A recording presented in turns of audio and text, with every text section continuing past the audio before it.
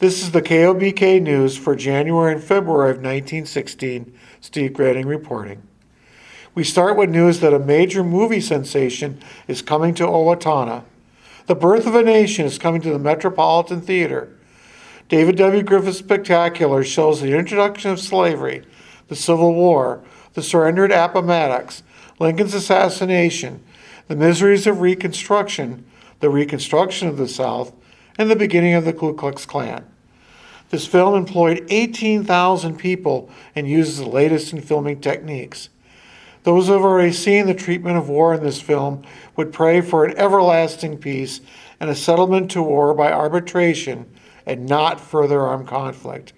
Widows, orphans, wrecked homes, and hearts everywhere would heartily say amen to this everlasting lesson of war. Minnesota Representative Sidney Anderson has a proposition for the United States House of Representatives that would give military training to 500,000 high school students each summer. They would form the second line of defense for the United States in time of war. Anderson feels that not only would this be beneficial for young men physically, mentally, and morally, would help give them better health and teach them how to care for themselves. The National School Camp Association is ready to back this as well. Enlistment in the United States Army of Defense that the boys could join would be voluntary. Eventually, this plan could have 1 million young, trained men ready for service if they are needed. Owatonna is now officially on the Jefferson Highway. The Jefferson Highway will follow the interstate trail between Kansas City and St. Paul, Minneapolis. All towns have been designated, and Owatonna is one of them. This is sure to bring increased travel through this section of the state.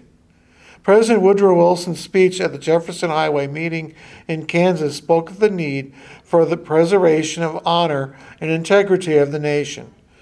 Resolutions from this meeting urged President Wilson to include for preparedness recommendations to Congress for provisions of military roads. This would include the Jefferson Highway as a strategic value to the nation's defense as it would extend from Canada to Mexico.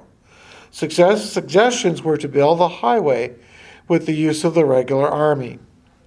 And starting Wednesday, March 1st, the Daily People's Press will be issued. It will be an 8-page independent paper. This daily paper is in response to demand that has been existed in Owatonna and Steele County for some time. This has been provided by the Steele County Historical Society, preserving and sharing history today for tomorrow.